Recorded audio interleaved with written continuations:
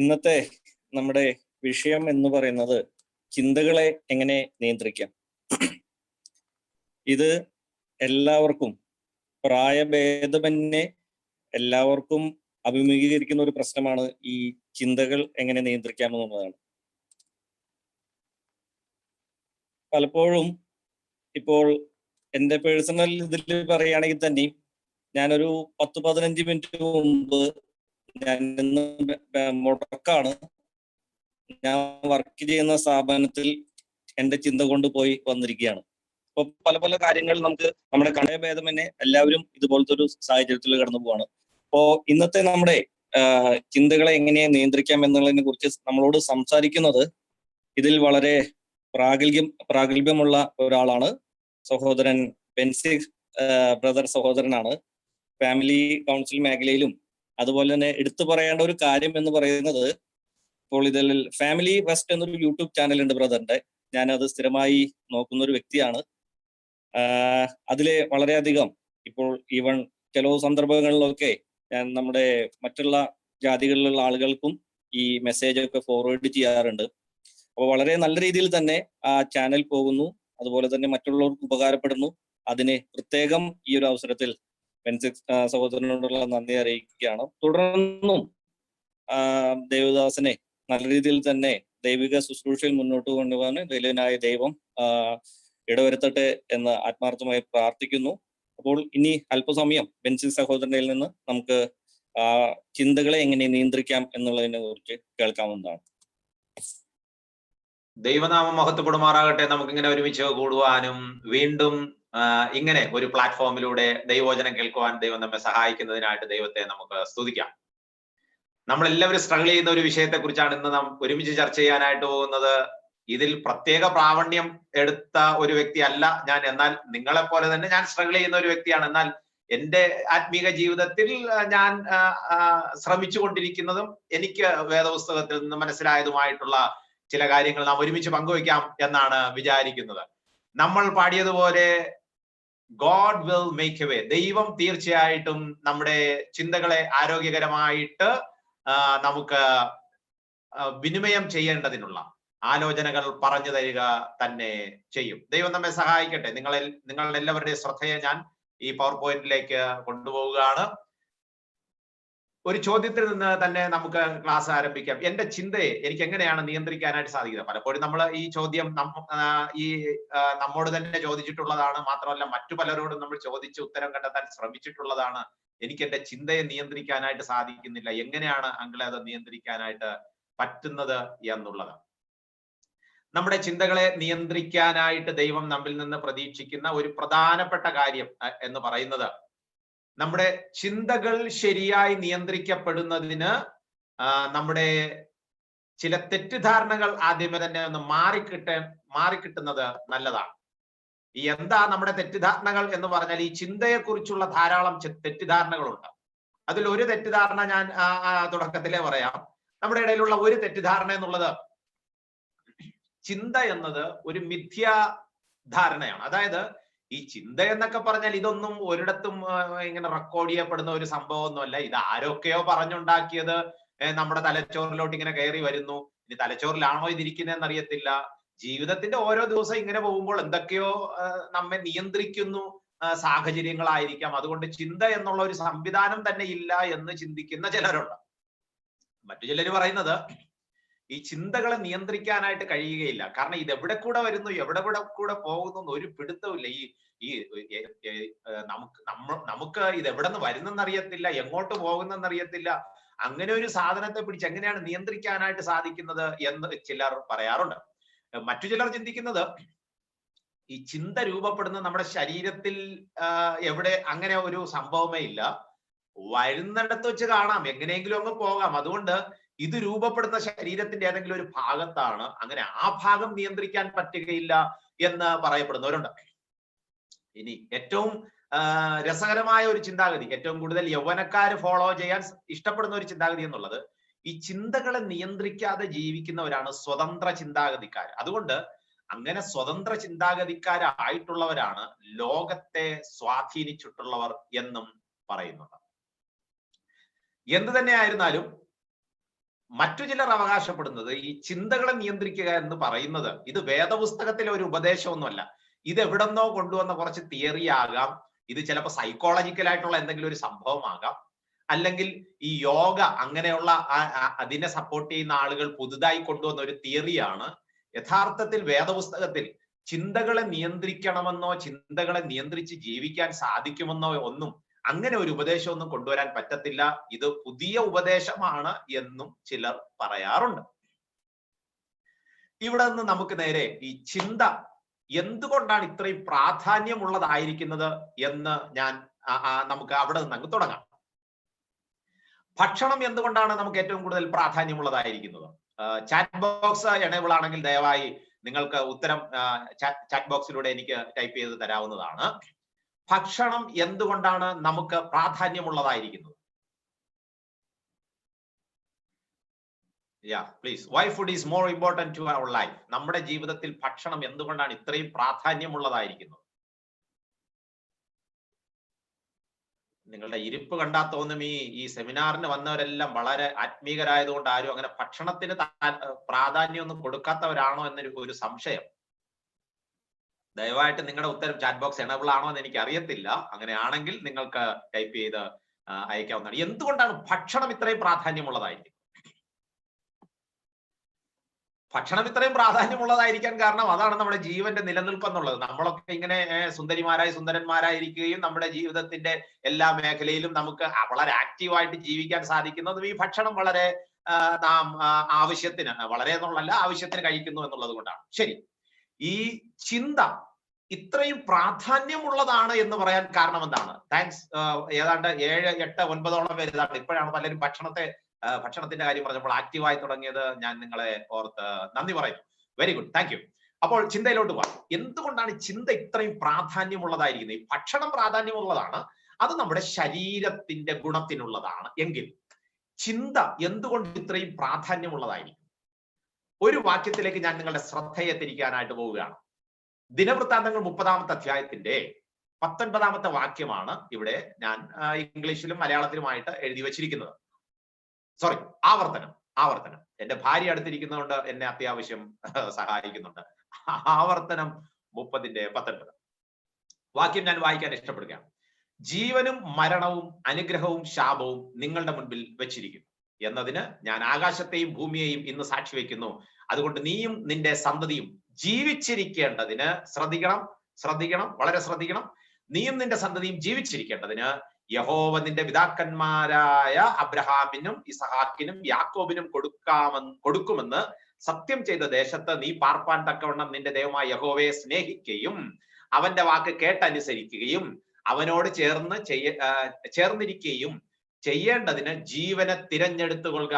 അതല്ലോ നിനക്ക് ജീവനും ദീർഘായുസ്സും നൽകുന്നത്. വളരെ ശ്രദ്ധിക്കുക.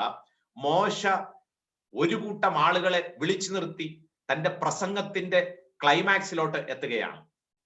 തന്റെ പ്രസംഗം ഇങ്ങനെ പറഞ്ഞു വരുമ്പോൾ, താൻ അവരെ ഉപദേശിച്ചു വരുമ്പോൾ, മോശയുടെ അവസാന കാലഘട്ടങ്ങളിലേക്ക് എത്തി മോശ ഈ ദൈവജനത്തെ ഉപദേശിക്കുമ്പോൾ അവരോട് പറയുകയാണ്, നിങ്ങൾ ഇപ്പോൾ തീരുമാനിക്കുക, നിങ്ങൾ ഇപ്പോൾ ദൈവത്തോടുകൂടെ ജീവിക്കുവാൻ, ദൈവികമായ വഴിയിൽ നടക്കുവാൻ, ദൈവത്തെ അനുസരിക്കണമെന്നുള്ള തീരുമാനം എവിടെയാണ് എടുക്കുന്നത്? കയ്യിലല്ല, കാലിലല്ല, വയറിലല്ല, കിഡ്നിയിലല്ല, ഇവിടെ ഒന്നുമല്ല തീരുമാനത്തിന്റെ പ്രോസസ്സിംഗ് നടക്കുന്നത്. അങ്ങനെയാണെങ്കിൽ നിങ്ങൾ തീരുമാനിക്കുന്ന നിങ്ങളുടെ ആ തീരുമാനം, ഞാനിപ്പോ ഈ കാര്യങ്ങൾ പറയുമ്പോൾ എന്റെ വാക്കുകൾ ഈ ഇലക്ട്രോണിക് മാധ്യമങ്ങളിലൂടെ നിങ്ങൾ ഉപയോഗിക്കുന്ന കമ്പ്യൂട്ടർ ആകട്ടെ, ലാപ്ടോപ്പ് ആകട്ടെ, മൊബൈൽ ആകട്ടെ, ഈ ഇലക്ട്രോണിക് മാധ്യമത്തിന്റെ സ്പീക്കറിലൂടെ വന്ന് നിങ്ങളുടെ ചെവിയിലേക്ക് കയറുകയാണ്. ചെവിയിലേക്ക് കയറുമ്പോൾ ആ പദങ്ങളെ നിങ്ങളുടെ തലച്ചോറിൽ ഡീകോഡ് ചെയ്യപ്പെടുന്നു. അതായത് ആ പദങ്ങൾ നിങ്ങളുടെ തലച്ചോറിൽ ഇതിനു മുൻപ് അറിഞ്ഞിട്ടുള്ള വാക്കുകളും ഞാനിപ്പോൾ പറയുന്ന വാക്കുകളും തമ്മിൽ ഡീകോഡ് ചെയ്ത് അങ്കിൾ ഇതാണ് പറയുന്നത് എന്ന് നിങ്ങളുടെ തലച്ചോർ നിങ്ങൾക്ക് നിർദ്ദേശം നൽകുകയാണ്. ഇതുപോലെ മോശ തന്റെ പ്രസംഗം ഈ ജനത്തോട് പറയുമ്പോൾ ഈ ജനം ആ വാക്കുകൾ കേട്ടിട്ട് അവരുടെ തലച്ചോറിൽ ഇങ്ങനെ ചിന്തിക്കുകയാണ്. ചിന്തിച്ചുകൊണ്ടിരിക്കുമ്പോൾ അവരെ കൊണ്ട് ചിന്തിപ്പിച്ചിട്ട് അവരോട് പറയുകയാണ്, നിങ്ങൾ ചിന്തിച്ച് നിങ്ങൾ ആലോചിച്ച് നിങ്ങളുടെ തലച്ചോറിൽ നിങ്ങൾ ഇതിനെക്കുറിച്ച് എന്താണോ ഒരു തീരുമാനമെടുത്ത് ആ തീരുമാനം അവസാന വാക്യത്തിലേക്ക് ഞാൻ വീണ്ടും വരികയാണ്. അവിടെ എഴുതി വെച്ചിരിക്കുന്നത്, അതല്ലോ നിനക്ക് ജീവനും ദീർഘായുസ്സും നൽകുന്നത്. ഞാൻ നിങ്ങളോട് ഈ പറയുന്ന കാര്യങ്ങളുടെ അടിസ്ഥാനത്തിൽ നിങ്ങൾ നിങ്ങളുടെ തലച്ചോറിൽ ചിന്തിച്ചുണ്ടാക്കുന്ന തീരുമാനമാണ് നിങ്ങളുടെ ജീവനും നിങ്ങൾക്ക് ദീർഘായുസ്സും നൽകുന്നത് എന്ന് പറഞ്ഞാൽ അതിന്റെ അർത്ഥം ഭക്ഷണം നമ്മുടെ ജീവിതത്തിന്, നമ്മുടെ ശരീരത്തിന് ഭക്ഷണം ആരോഗ്യം നൽകുന്നുവെങ്കിൽ നാം കഴിക്കുന്ന ഭക്ഷണത്തിന് എത്ര പ്രാധാന്യമുണ്ടോ, ഒരു ദിവസം 3 നേരം അല്ലെങ്കിൽ 4 നേരം, ഇനി ഇടയ്ക്ക് മറ്റു ചില കാര്യങ്ങളൊക്കെ നമ്മൾ ഭക്ഷണമായിട്ട് കഴിക്കുന്നുണ്ടായിരിക്കാം, എന്നാൽ ഭക്ഷണത്തിനൊരാൾ എത്ര പ്രാധാന്യം നൽകുന്നോ അതിനേക്കാൾ എത്രയോ പ്രാധാന്യമുള്ളതാണ് ചിന്തയിൽ ഊരിത്തിരിയുന്ന ആശയങ്ങളും ചിന്തയിലൂടെ ഊരിത്തിരിയുന്ന തീരുമാനങ്ങളും. വളരെ പ്രധാനപ്പെട്ടതാണ്. കാരണം നിന്റെ മനസ്സിൽ ചിന്തിച്ചു കൂട്ടുന്ന കാര്യങ്ങളുടെ അടിസ്ഥാനത്തിൽ എടുക്കുന്ന തീരുമാനമാണ് നിന്റെ ജീവനും നിലനിൽപ്പിനും മരണത്തിനും ദീർഘായുസിനും ഒക്കെ കാരണമാകുന്ന ക്രൂഷ്യൽ ആയിട്ടുള്ള ഒരു വിഷയം എന്ന് പറയുന്നത്. അതായത് ഞാൻ പറയാൻ ആഗ്രഹിച്ചത് അല്പം കൂടെ ലളിതമായിട്ട് പറഞ്ഞാൽ, ഭക്ഷണം കഴിച്ചു എന്നുള്ള ഇതിന്റെ പേരിൽ, അല്ലെങ്കിൽ ഓരോ ദിവസവും വെജിറ്റേറിയൻ ആണോ നോൺ വെജിറ്റേറിയൻ ആണോ ഇത് കഴിച്ചു എന്നുള്ളതിന്റെ പേരിൽ ദീർഘായുസും ആയുസ് എല്ലാവർക്കും കിട്ടും. എത്ര വലിയ നല്ല ഫുഡ് കഴിച്ചാലും ഏതെങ്കിലും ഒരു ദിവസം ഈ ഭൂമിയോട് ടാറ്റ പറയേണ്ടതായിട്ട് വരും. പക്ഷേ ഈ തലച്ചോറ്, അതായത് എവിടെയാണോ നമ്മുടെ ചിന്തകൾ പ്രോസസ് ചെയ്യപ്പെടുന്നത്, ആ പ്രോസസ്സിങ്ങിൽ നടക്കുന്ന കാര്യങ്ങൾ ആരോഗ്യകരമല്ലെങ്കിൽ അത് ഭക്ഷണം ഒരാളുടെ ശരീരത്തെ എത്രത്തോളം ഗുണം ചെയ്യും അല്ലെങ്കിൽ എത്രത്തോളം ഡാമേജ് ചെയ്യുമോ അതിനേക്കാൾ അധികമായിട്ട് ഒരു വ്യക്തിയുടെ ജീവിതത്തെ സ്വാധീനിക്കുവാനായിട്ട് ഈ ചിന്തകൾക്ക് കഴിയും എന്നുള്ളതാണ്.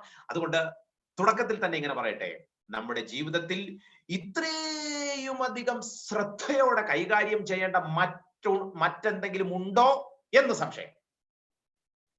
അപ്പൊ അങ്ങനെയാണെങ്കിൽ അടുത്ത ചോദ്യം, ഈ ചിന്തകൾ രൂപപ്പെടുന്നത് എവിടെയാണ്? ഞാൻ ഈ പറഞ്ഞു വന്നപ്പോ തന്നെ ഉത്തരം ഇടയ്ക്ക് ഞാൻ പറഞ്ഞു വന്നു ആവേശത്തിൽ, എന്നാലും ചോദ്യത്തിലേക്ക് വീണ്ടും മടങ്ങി വരികയാണ്. നമ്മുടെ ചിന്തകളൊക്കെ രൂപപ്പെടുന്നത് എവിടെയാണ്? വീണ്ടും ഉത്തരം പ്രതീക്ഷിക്കുകയാണ്. നിങ്ങൾക്ക് ചാറ്റ് ബോക്സിൽ നിങ്ങളുടെ ഉത്തരങ്ങൾ എഴുതി ഇടാവുന്നതാണ്.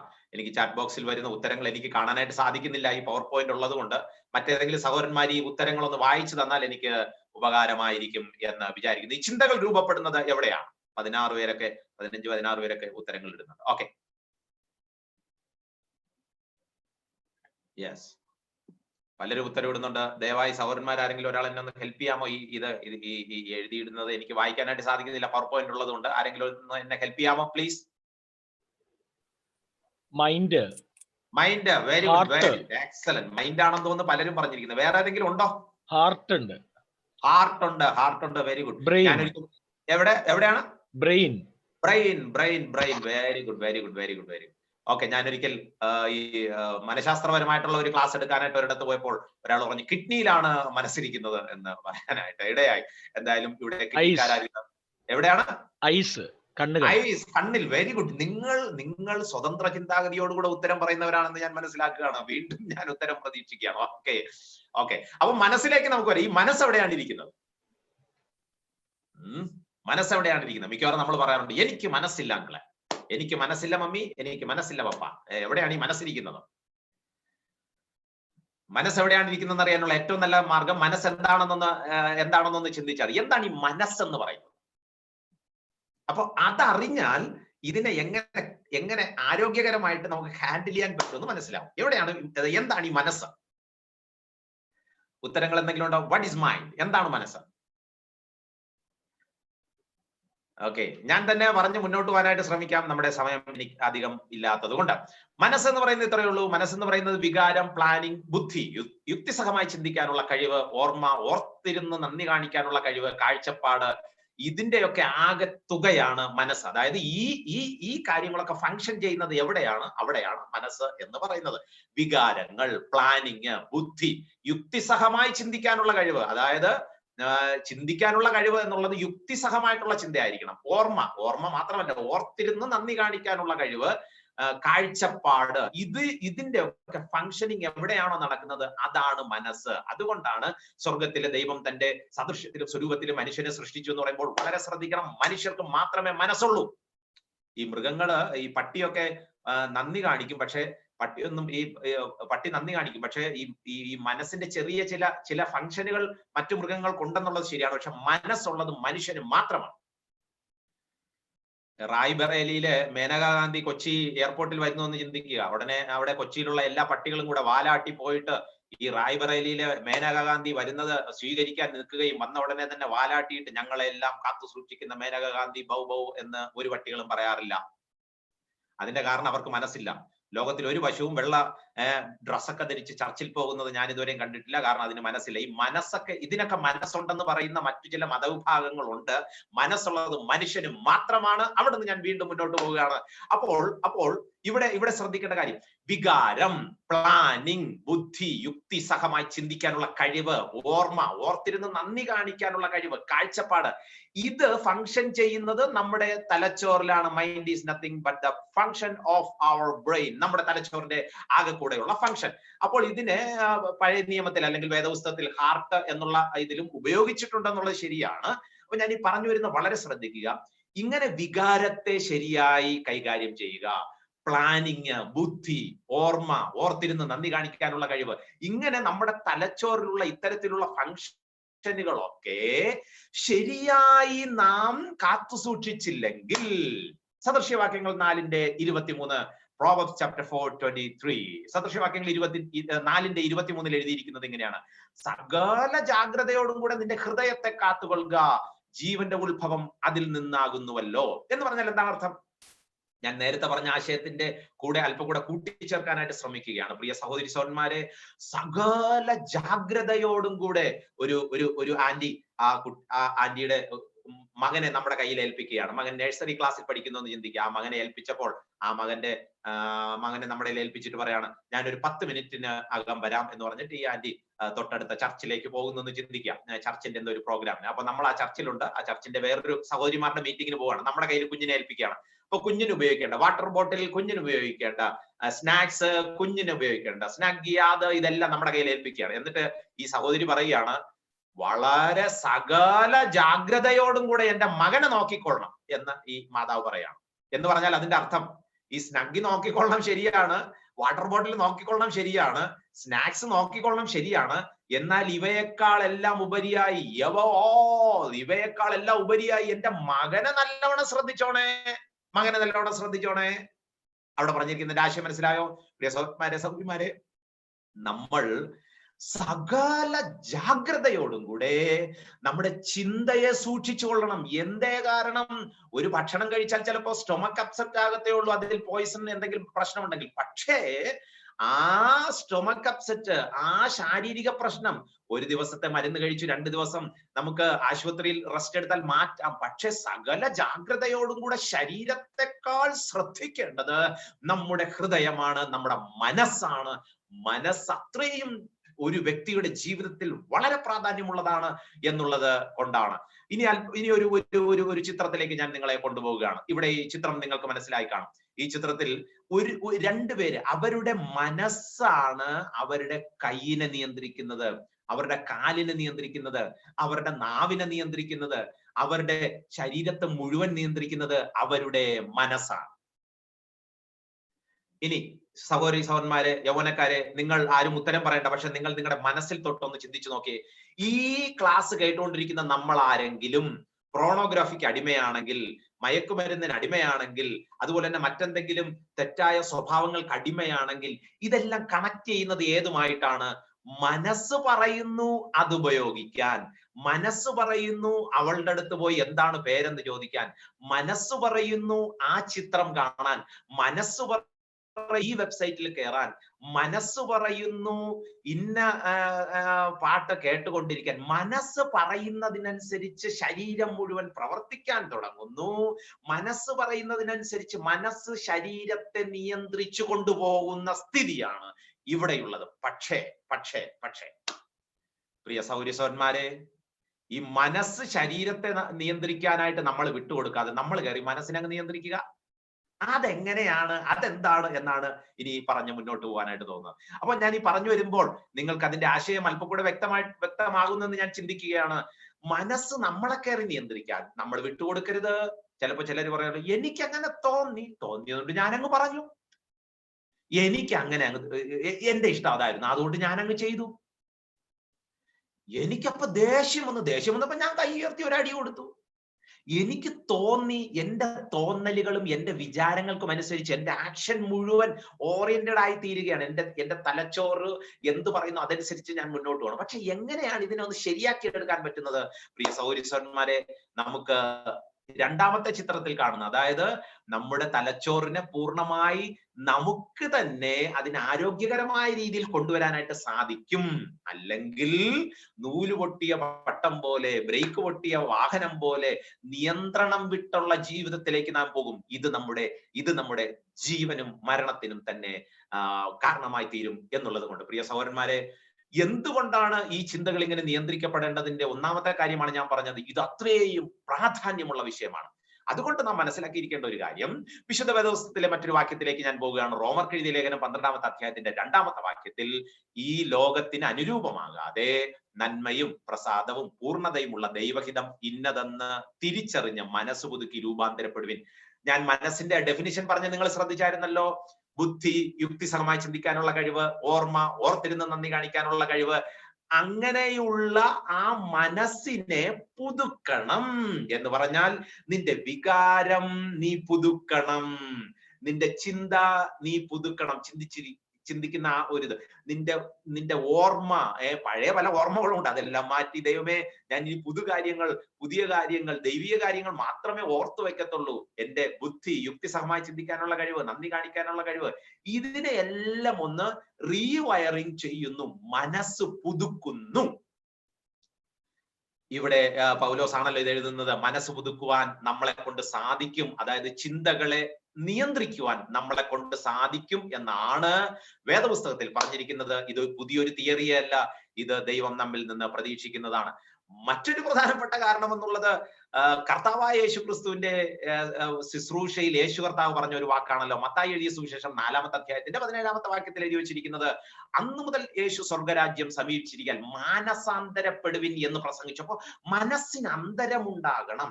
ചിന്തകൾ നിയന്ത്രിക്കപ്പെടാൻ ദൈവം പ്രതീക്ഷിക്കുന്നു. ചിന്തകളുടെ പ്രാധാന്യം നാം കേട്ടു. അടുത്തതായിട്ട് ചിന്തകൾ നിയന്ത്രിക്കാൻ സാധിക്കും എന്ന് പൗലോസ് പറഞ്ഞ വാക്യം നാം കേട്ടു. ഇപ്പോൾ നാം കേൾക്കുന്നത് ദൈവത്തിന്റെ ഹൃദയത്തിലെ ആഗ്രഹം എന്തെന്നറിയാമോ? നമ്മുടെ ചിന്തകളെല്ലാം നിയന്ത്രിക്കപ്പെടുന്നതായി തീരണം. അപ്പൊ ഈ നിയന്ത്രണം വിട്ടുപോയത് എപ്പോഴാണ്? നമുക്ക് വളരെ വ്യക്തമായിട്ട് അറിയാം.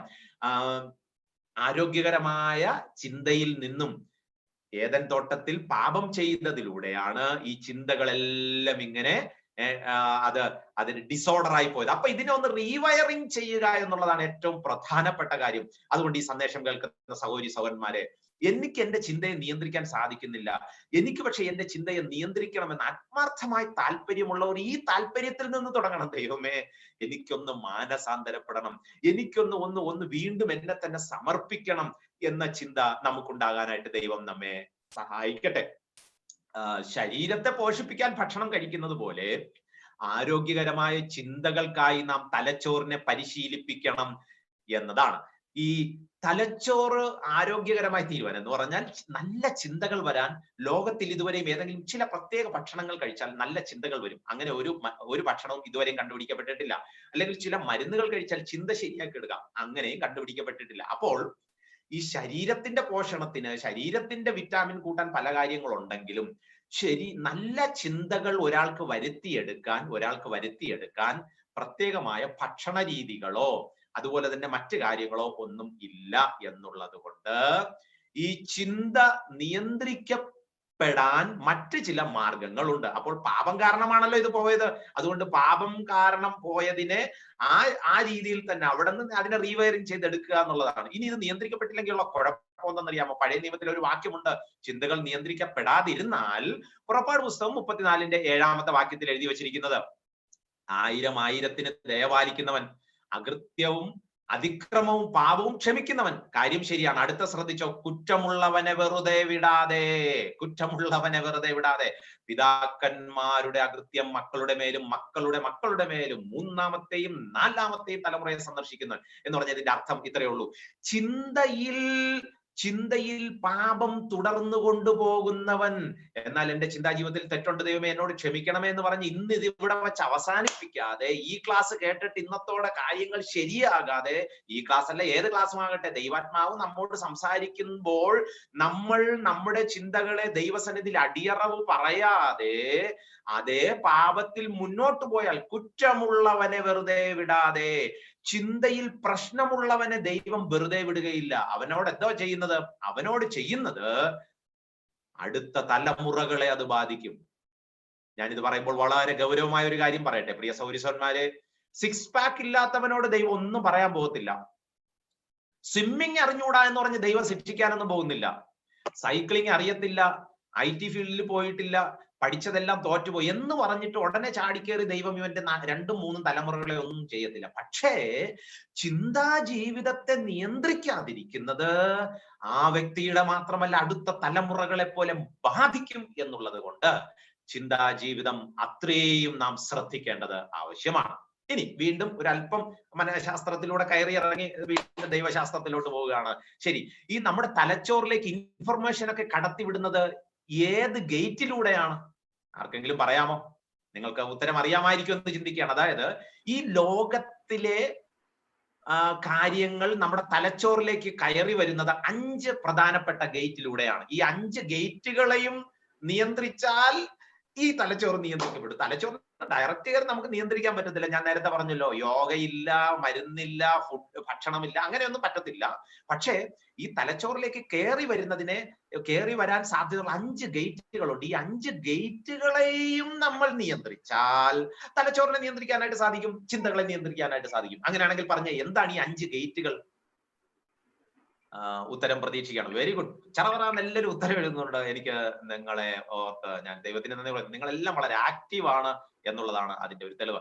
എനിക്ക് ആരെങ്കിലും ഒന്ന് ഉത്തരം വായിച്ചു തരാമോ? Biju uncle please. Social media, friends, senses, touch, hear, smell, nose. Very good. നിങ്ങൾ പറഞ്ഞ ഉത്തരം ശരിയാണ്. 5 സെൻസസ്.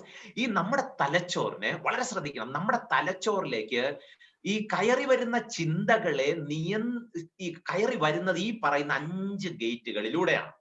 ഇനി ഞാൻ അടുത്ത് പറയുന്ന കാര്യം ഒന്നുകൂടെ ശ്രദ്ധിക്കണം. അല്പം കൂടെ ഗൗരവമായിട്ടുള്ള കാര്യം പറയാണ്. ഈ 5 ഗേറ്റുകളിൽ ഏറ്റവും കൂടുതൽ ദൈവമക്കളുടെ ചിന്താ ജീവിതത്തെ പൊല്യൂട്ട് ചെയ്യുന്നത് ഏതൊക്കെ ഗേറ്റിലൂടെ കടന്നു വരുന്നതായിരിക്കാം?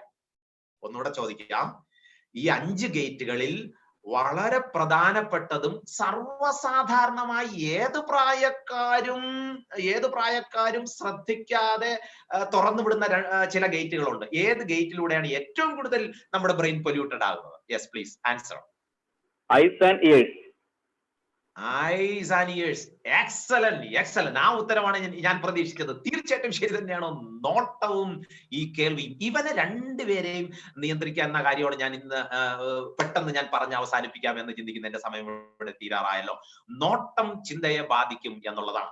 അത് വേദപുസ്തകം പറയുന്ന ഒരു പ്രമാണമാണ്. അതാ ഞാൻ പറഞ്ഞു, ഇത് ഈ പറയുന്ന കാര്യങ്ങളൊക്കെ ഈ വലിയ മനഃശാസ്ത്രം അങ്ങനെയുള്ള ഒന്നല്ല. ഇതെല്ലാം വേദപുസ്തകത്തിന്റെ അടിസ്ഥാനത്തിലാണ് ഞാൻ പറയാനായിട്ട് ശ്രമിക്കുന്നത്. മത്തായി എഴുതിയ സുവിശേഷം 5-ാമത്തെ അധ്യായത്തിൽ, മത്തായി 5-ാമത്തെ അധ്യായത്തിന്റെ 28-ാമത്തെ വാക്യത്തിൽ, ഞാനോ നിങ്ങളോട് പറയുന്നത്, സ്ത്രീയെ മോഹിക്കേണ്ടതിന് അവളെ നോക്കുന്നവനെല്ലാം ഹൃദയം കൊണ്ട് വ്യഭിചാരം ചെയ്യുന്നു. ശ്രദ്ധിച്ചോണം.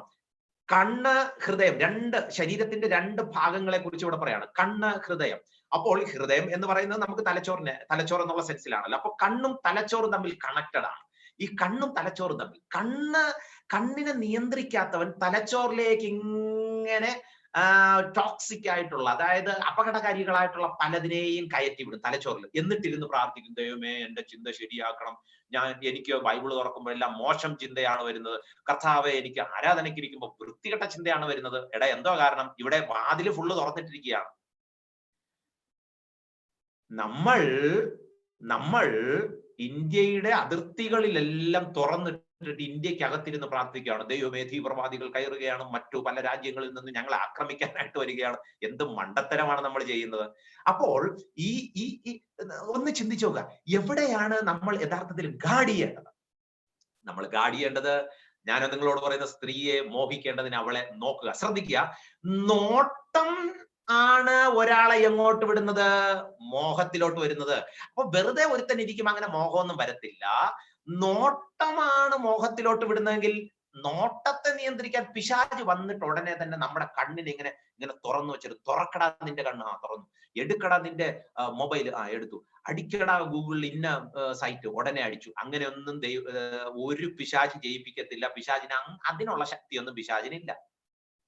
പക്ഷേ ഈ നമ്മുടെ ശരീരത്തിന്റെ 5 സെൻസ് ഓർഗൻസിന്റെ ഏറ്റവും വലിയൊരു പ്രത്യേകത പറയാം. ഈ നാളുകൾ ഞാൻ മനസ്സിലാക്കിയ ഒരു പ്രത്യേകതയാണ്, ഈ ആത്മീക കാര്യങ്ങൾക്ക് നമ്മുടെ ഈ 5 സെൻസ് ഓർഗൻസ് പിൻവലിയും. ഇനി ഭൗതിക കാര്യങ്ങൾക്ക് നമ്മുടെ ഈ 5 സെൻസ് ഓർഗൻസ് ഭയങ്കര ആക്റ്റീവായിരിക്കും. അതൊരു പ്രത്യേകതയാണ്. ഇപ്പോ ഞാൻ പറയാണ്, ഈ ക്ലാസ് നിങ്ങളെല്ലാം വളരെ ശ്രദ്ധിച്ചിരിക്കുന്നുണ്ട്. 9:30, 10 മണി വരെ ഈ ക്ലാസ് നമുക്ക് മുന്നോട്ട് കൊണ്ടുപോകാൻ എന്ന് പറഞ്ഞാൽ ഉടനെ നിങ്ങളുടെ ചെവി നേരെ ചിന്തയിലോട്ട് കടത്തിവിടും. ഉടനെ ചിന്ത പറയും, ടയേർഡ് ആകുന്നതായിട്ടൊന്ന് അഭിനയിച്ചോ, അല്ലെങ്കിൽ നീ ടയേർഡാണ് എന്നൊക്കെ പറഞ്ഞ് നമ്മളെ പിന്തിരിപ്പിക്കും. പക്ഷേ ഇത് കഴിഞ്ഞ ഉടനെ നമ്മുടെ ഈ ക്ലാസ് കഴിഞ്ഞാൽ ഉടനെ തന്നെ നിങ്ങളുടെ എല്ലാവരുടെയും മൊബൈലിൽ ആമസോണിലൂടെ ഞങ്ങൾ ഒരു ഗിഫ്റ്റ് ബുക്ക് ചെയ്തിട്ടുണ്ട് എന്ന് പറഞ്ഞ ഉടനെ നമ്മൾ ഭയങ്കര ആക്റ്റീവ് ആവും. ഏതാണ് ആ ഗിഫ്റ്റ്?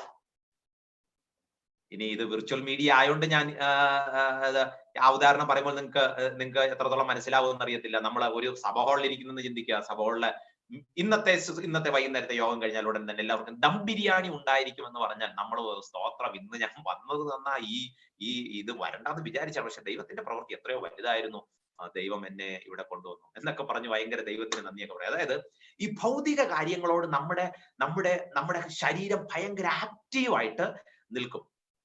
അടുത്ത കാര്യം ശ്രദ്ധിക്കുക, ഇവിടുത്തെ തിയറി ഇതാണ്. അതായത് മോഹത്തിലേക്ക് നയിക്കപ്പെടുന്നത് എങ്ങനെയാണ് എന്ന് നിങ്ങൾക്ക് ഇപ്പൊ മനസ്സിലായോ? അതായത് ഇവിടെ ഈ കണ്ണ് ഈ ബ്രെയിനിനെ പിടിച്ചുകൊണ്ട് പോവുകയാണ്. വാടാ. അപ്പൊ ഈ കണ്ണ് ഈ ബ്രെയിനിനെ മോഹത്തിലേക്ക് നയിച്ചത്, ഈ ബ്രെയിൻ എന്ത് ചെയ്യും? ഈ നോട്ടത്തിന്റെ അടിസ്ഥാനത്തിൽ ചിന്തകൾ മെനയുന്നു. നമ്മൾ കണ്ണിലൂടെ കാണുന്ന കാര്യങ്ങൾ നമ്മുടെ തലച്ചോറിൽ പ്രോസസ് ചെയ്ത് നോട്ടത്തിന്റെ അടിസ്ഥാനത്തിൽ ചിന്തകൾ മെനയും. ഈ തലച്ചോറിൽ ചിന്തകൾ മെനഞ്ഞാലുള്ള അടുത്ത സംഭവം എന്നുള്ളത്, ഈ ചിന്തകൾ ആക്ഷനിലോട്ട് വരും. അതായത് ഈ ചിന്തകൾ പതുക്കെ പ്രവൃത്തി പദത്തിലേക്ക് വരും. ഇനി ഞാനൊരു ക്വിസ് മത്സരമല്ല, ഒരു ചോദ്യം ചോദിക്കുകയാണ്. ഉത്തരം ആദ്യം അറിയുന്നവര് തന്നെ എനിക്ക് ടൈപ്പ് ചെയ്ത് അയക്കുക. ചോദ്യം ഇതാണ്: കണ്ണ് കണ്ടപ്പോൾ മോഹത്തിലേക്ക് നയിച്ചു.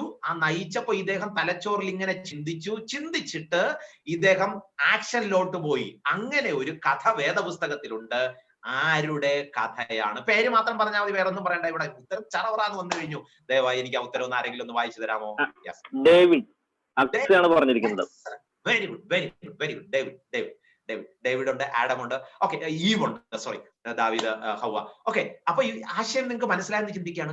ഈ തലച്ചോറ് മിണ്ടാതിരിക്കുകയായിരുന്നു. ഇവന്റെ ഉച്ചയ്ക്ക് ഉറക്കമൊക്കെ എഴുന്നേറ്റ് ഹായ് എന്നൊക്കെ പറഞ്ഞുകൊണ്ടിരുന്നപ്പോ കണ്ണങ്ങ് ആക്റ്റീവായി. അത് ഞാൻ പറഞ്ഞു വരുന്നത്, ഈ നമ്മുടെ ശരീരത്തിന്റെ ഈ 5 സെൻസ് ഓർഗൻസിൽ ഡോപ്പമിൻ, സെറോട്ടോൺ, നോറെപ്പിനെഫ്രിൻ, അഡ്രിനാലിൻ എന്ന് പറഞ്ഞ ചില രാസവസ്തുക്കളുണ്ട്. ഈ രാസവസ്തുക്കളാണ് ഈ തലച്ചോറിനെ ആക്റ്റീവ് ആക്കുന്നത്. ഇനി അടുത്ത് ഞാൻ പറയുന്ന കാര്യം ശ്രദ്ധിക്കുക.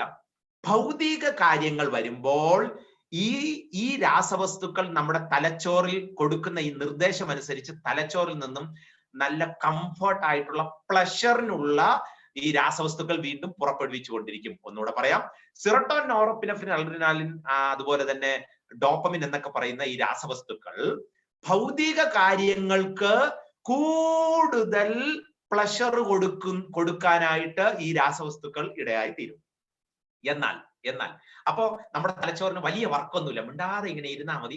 തലച്ചോറിൽ നിന്ന് ഇങ്ങനെ സന്തോഷത്തിന്റെ, അനുഭൂതിയുടെ, ആഹ്ലാദത്തിന്റെ, ആവേശത്തിന്റെ ഒക്കെ ഈ രീതിയിലോട്ട് കൊണ്ടുപോകുന്ന ഈ ഡോപ്പമിൻ, സെറോട്ടോൺ, നോറെപ്പിനെഫ്രിൻ ഇതൊക്കെ ഇങ്ങനെ പമ്പ് ചെയ്തുകൊണ്ടേയിരിക്കും. ഇനി അടുത്ത ശ്രദ്ധിക്കുക, എന്നാൽ ആത്മീക കാര്യങ്ങളിലോട്ട് വരുമ്പോൾ ഈ തലച്ചോറിൽ ഉള്ള ഡോപ്പമിൻ, സെറോട്ടോണിൻ, നോറെപ്പിനെഫ്രിൻ, അഡ്രിനാലിൻ ഇതൊന്നും ആക്റ്റീവ് ആകത്തില്ല. അതിന് നമ്മൾ എക്സ്ട്രാ എനർജി നമ്മൾ ചെലവഴിക്കണം. ഒരു ഉദാഹരണം പറയാം.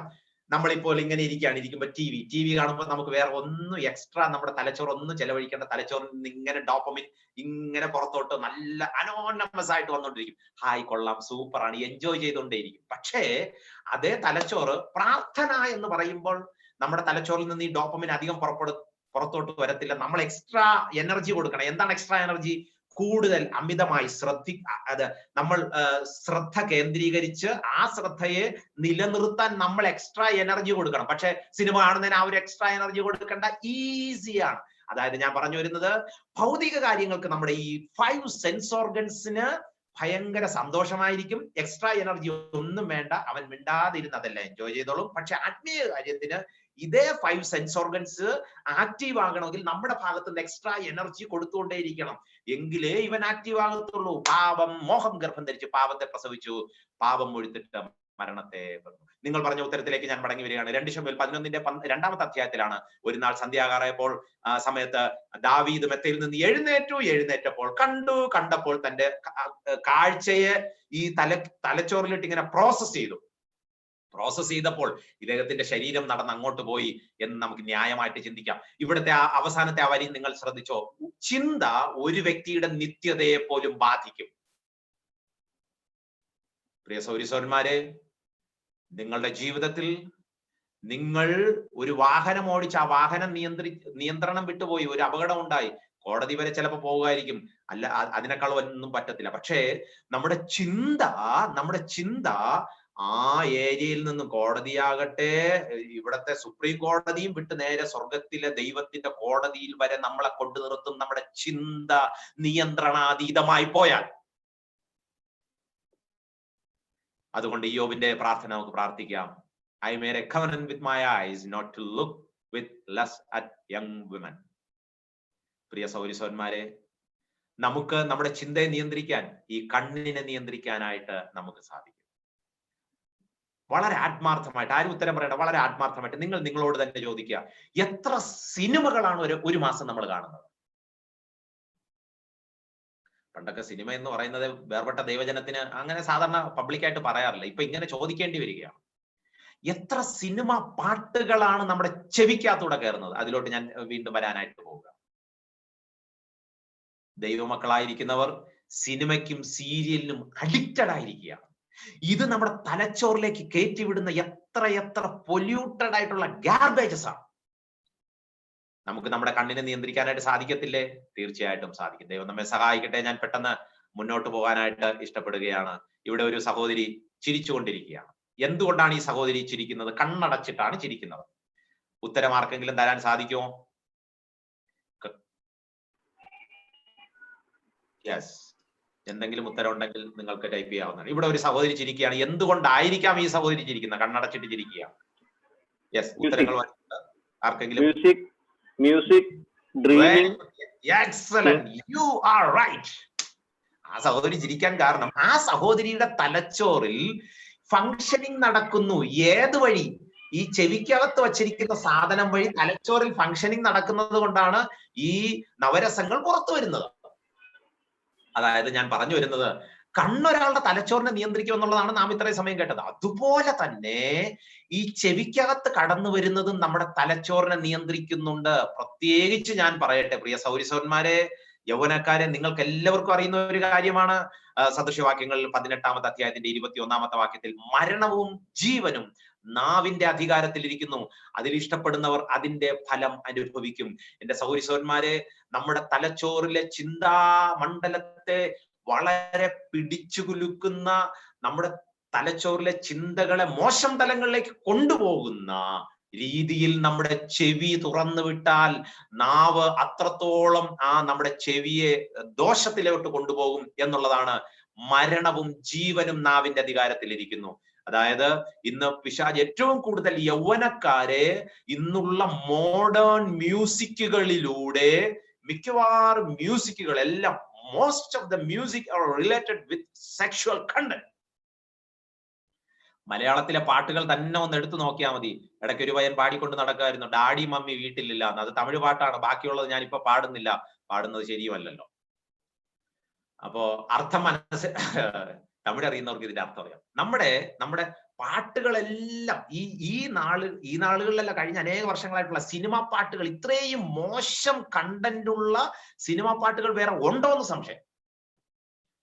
പണ്ട് നസീറിന്റെ ഒരു പാട്ടുണ്ടായിരുന്നു, കാനന ചായയിൽ ആട് മയക്കാൻ ഞാനും വരട്ടെ നിന്റെ കൂടെ. ഉടനെ മറ്റാളെന്താ പറയുന്നത്, വേണ്ട, പാടില്ല, നമ്മൾ പാടെ മറന്നൊന്നും ചെയ്തുകൂടാ, അയ്യോ അങ്ങനെയൊന്നും വേണ്ട എന്നാണ് അന്നത്തെ പാട്ട്. അന്നത്തെ കൾച്ചർ അങ്ങനെ. ഇന്ന് നേരെ തിരിച്ചാണ്, ഞാൻ നേരത്തെ പറഞ്ഞതുപോലെ കൾച്ചർ മാറി.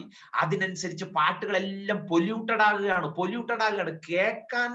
കേട്ടാൽ ഉടനെ ചിന്തകൾ മോശം ഇതിലോട്ട് പോകുകയാണ്.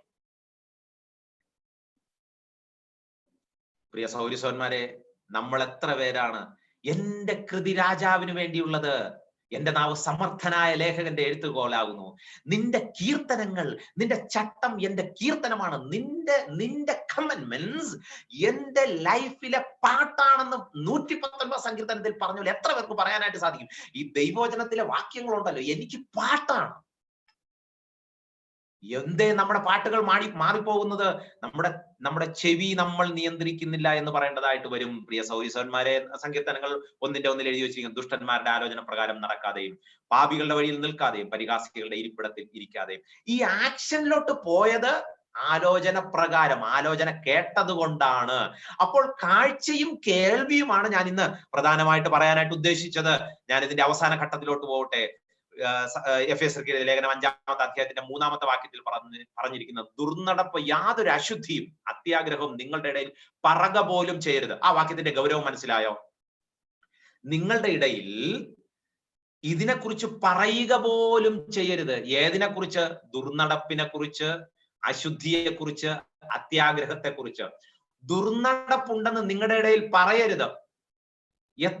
സഹോദരിമാരെ, ഞാൻ നിങ്ങളെ വളരെ ചലഞ്ച് ചെയ്തുകൊണ്ട് ചോദിക്കുകയാണ്, ദുർനടപ്പുണ്ടെന്ന് വാട്സപ്പിൽ മെസ്സേജ് വന്നാൽ വായിക്കുകയാണ് നമ്മൾ, ഉണ്ടോ ഇല്ലയോ? ദുർനടപ്പുണ്ട്, അശുദ്ധിയുണ്ട് എന്ന് പറഞ്ഞ് ചർച്ച ചെയ്യാൻ തന്നെ ഗ്രൂപ്പുകളുണ്ട്. Do you know that seriousness of this? അന്യന്റെ പാപത്തിൽ ഓഹരിക്കാരാനാകുന്നതിൽ അഭിമാനം കൊള്ളുകയാണ് നമ്മൾ.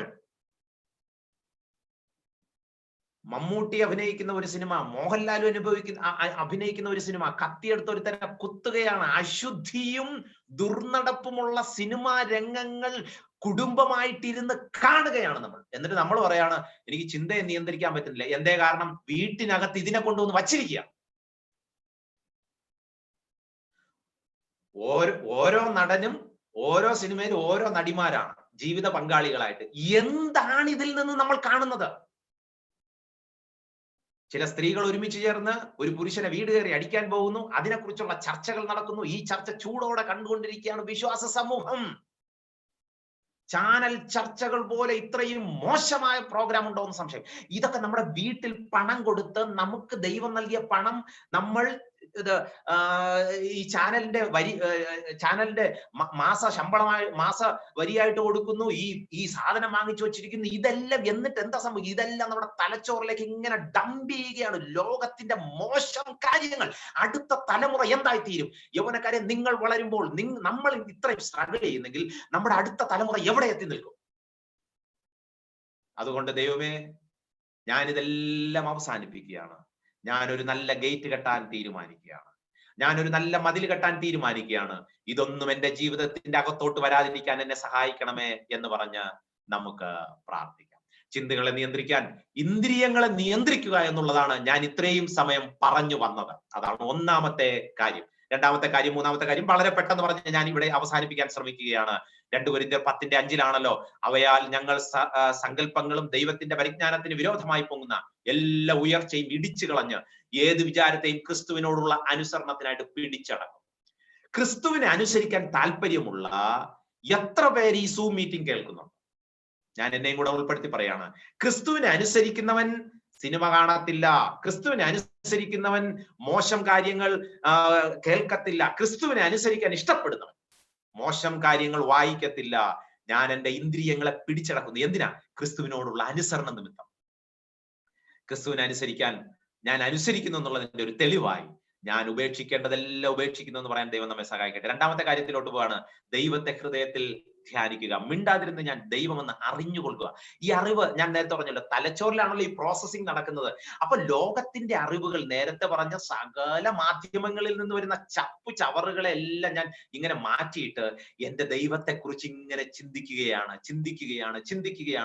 എന്റെ ദൈവത്തെ ധ്യാനിക്കുകയാണ് ഞാൻ. നന്മയും കരുണയും എന്റെ ആവിഷ്കാരമൊക്കെയും എന്നെ പിന്തുടരും.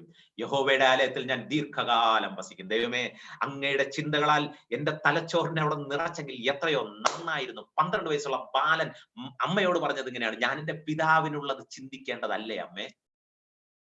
നമ്മുടെ ചിന്താമണ്ഡലത്തിൽ ഏറ്റവും കൂടുതൽ വരുന്നത് എന്താണ്? ഒരാൾ ഒരു ദിവസം 40,000 50,000 കാര്യങ്ങൾ ഒരാൾ ചിന്തിക്കുക എന്നാണ് പറയുന്നത്. യൗവനക്കാരെ, ഞാൻ നിങ്ങളോട് ചോദിക്കട്ടെ, നമ്മൾ ഒരു ദിവസം എത്ര ആത്മീക കാര്യങ്ങൾ, 40,000 കാര്യങ്ങളിൽ 1000 ആത്മീയ കാര്യങ്ങൾ നമ്മൾ ചിന്തിക്കുന്നുണ്ടോ? 500 ആത്മീയ കാര്യങ്ങൾ നമ്മൾ ചിന്തിക്കുന്നുണ്ടോ? 100 ആത്മീക കാര്യങ്ങൾ ഒരു ദിവസം ചിന്തിക്കാൻ നമുക്ക് സാധിക്കുന്നുണ്ടോ?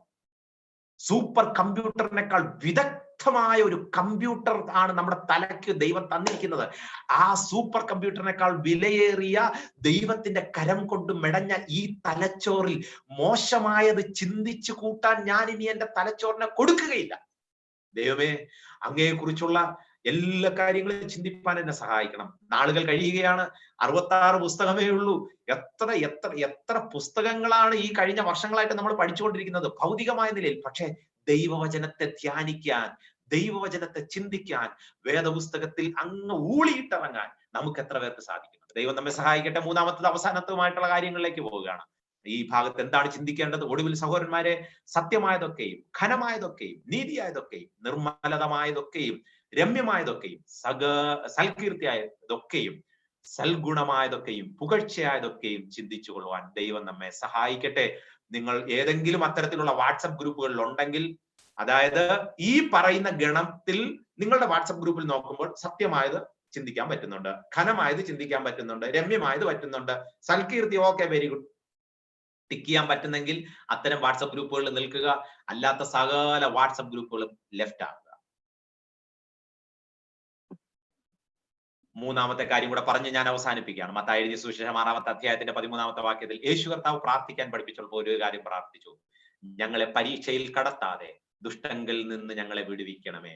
പ്രാർത്ഥനാ ജീവിതമാണ് മൂന്നാമത്തെ കാര്യം. 1, ഇന്ദ്രിയങ്ങളെ നിയന്ത്രിക്കുക.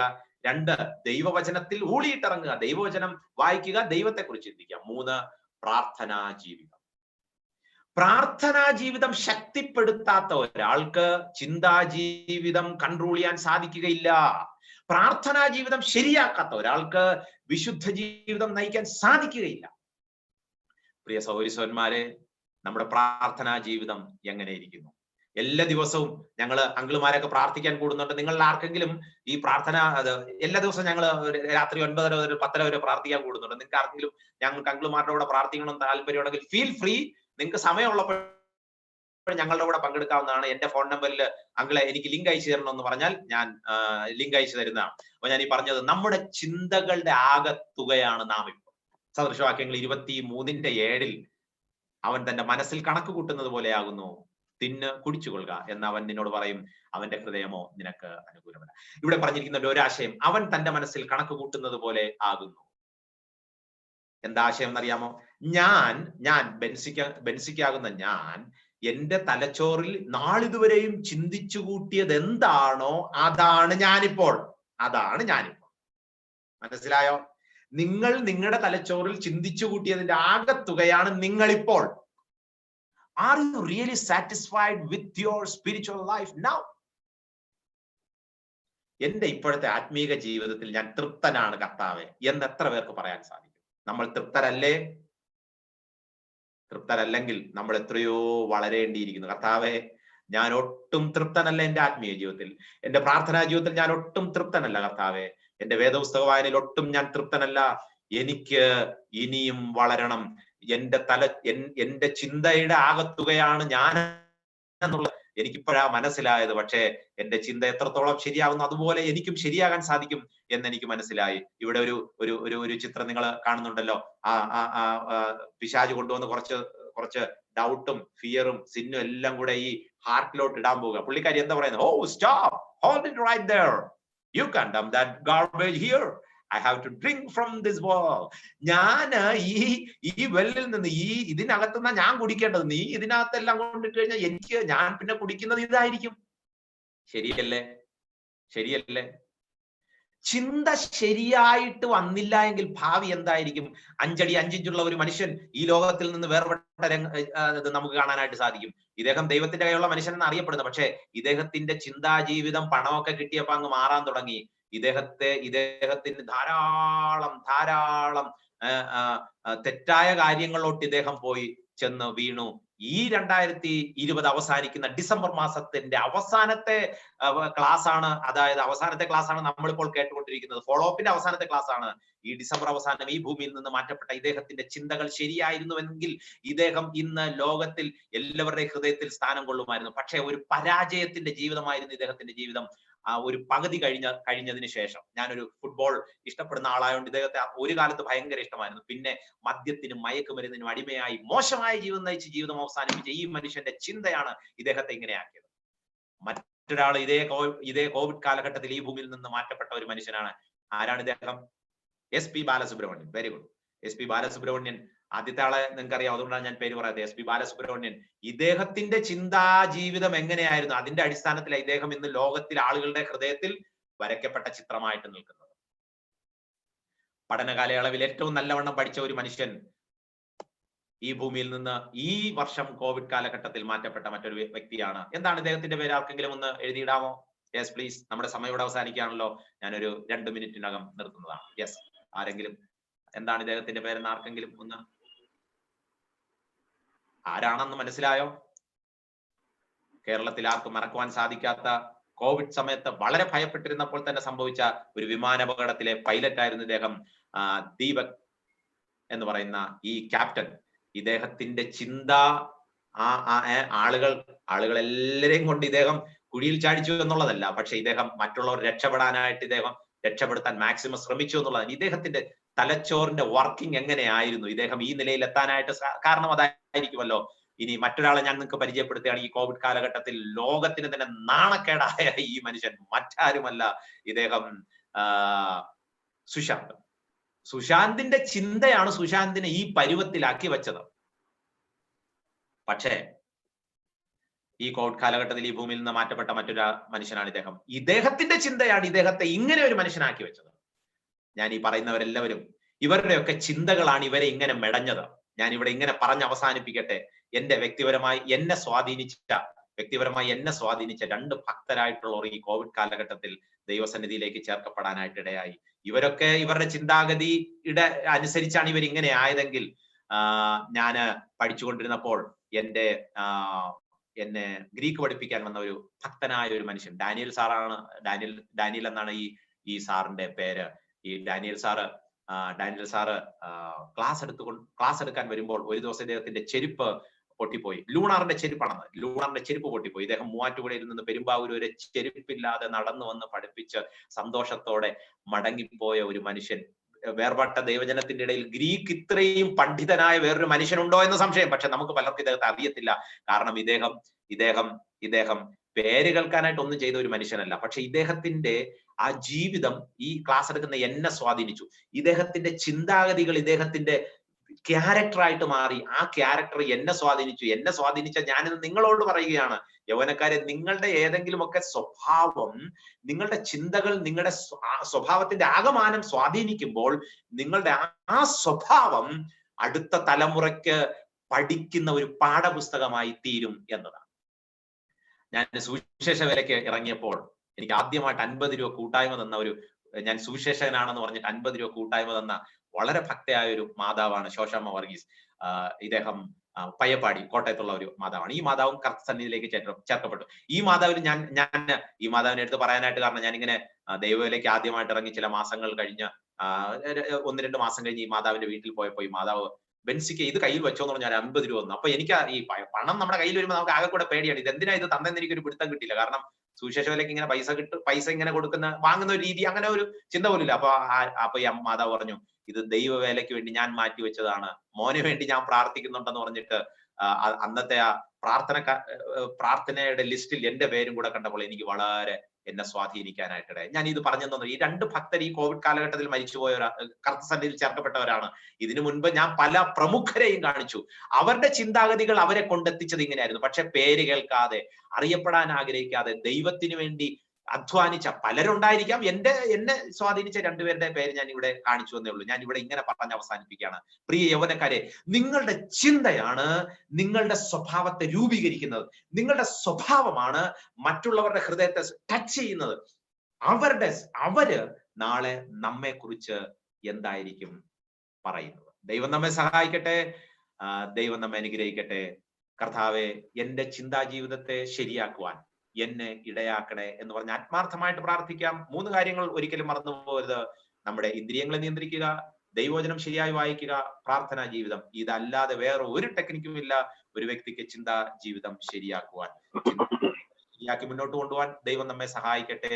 എന്റെ ഫോൺ നമ്പർ എവിടെയുണ്ട്? 9895710910.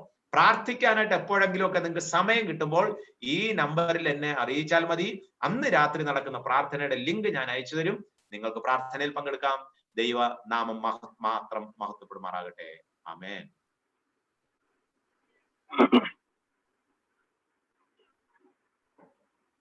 Thank you brother. ചിന്തകളെ എങ്ങനെ നിയന്ത്രിക്കാമെന്ന് വളരെ മനസ്സിലാവുന്ന രീതിയിൽ ഏത് പ്രായക്കാർക്കും മനസ്സിലാവുന്ന രീതിയിൽ ഇങ്ങനെ അവതരിപ്പിക്കാൻ വലിയനായ ദൈവം ബ്രദറിനെ എടുത്ത് ഉപയോഗിച്ചിട്ടുണ്ട്. ഞങ്ങൾ ദൈവത്തിന് നന്ദി പറയുകയാണ്. വരും ദിവസങ്ങളിലും ഇയ്യോബ് പറഞ്ഞ പോലെ ഞാൻ എൻ്റെ കണ്ണുമായി ഒരു നിയമം ചെയ്തു എന്ന് പറഞ്ഞ് അതുപോലെ ആയിരിക്കാൻ ദൈവം നമ്മളെ ബലപ്പെടുത്തട്ടെ. സഹോദരൻ പറഞ്ഞ പോലെ തന്നെ ഈ 3 കാര്യങ്ങൾ ഒരിക്കൽ കൂടി പറയാൻ ആഗ്രഹിക്കുകയാണ്. വരും ദിവസങ്ങളിൽ ചിന്തകളെ നിയന്ത്രിക്കാൻ ഇന്ദ്രിയങ്ങളെ നിയന്ത്രിക്കണം, ദൈവത്തെ ഹൃദയത്തിൽ ധ്യാനിക്കുക, അതുപോലെ പ്രാർത്ഥന ജീവിതം ശക്തിപ്പെടുത്തുക. ഈ 3 കാര്യങ്ങൾ തുടർന്നുള്ള ദിവസങ്ങളിലും നമ്മുടെ ക്രിസ്തീയ ജീവിതം മുന്നോട്ട് കൊണ്ടുപോകുമ്പോൾ ഈ 3 കാര്യങ്ങൾ ഓർത്ത് നമ്മുടെ ക്രിസ്തീയ ജീവിതം മുന്നോട്ട് കൊണ്ടുപോകാൻ നമ്മൾ ഓരോരുത്തരെയും വലിയനായ ദൈവം സഹായിക്കട്ടെ. ഇപ്പോൾ ഇന്നത്തെ മീറ്റിംഗ് നമ്മൾ അവസാനിപ്പിക്കാൻ പോവുകയാണ്. ഇന്നത്തെ മീറ്റിംഗ് റിജി മാത്യു സഹോദരൻ പ്രാർത്ഥിച്ച് അവസാനിക്കുന്നതായിരിക്കും. അതിനു മുമ്പ് ഒരു കാര്യം ഓർപ്പിക്കുകയാണ്. അടുത്ത നമ്മുടെ ഫോളോ പ്രോഗ്രാം എന്ന് പറയുന്നത് ജനുവരി 3-ാം തീയതി ആയിരിക്കും. അതായത് ജനുവരി 1st സൺഡേ.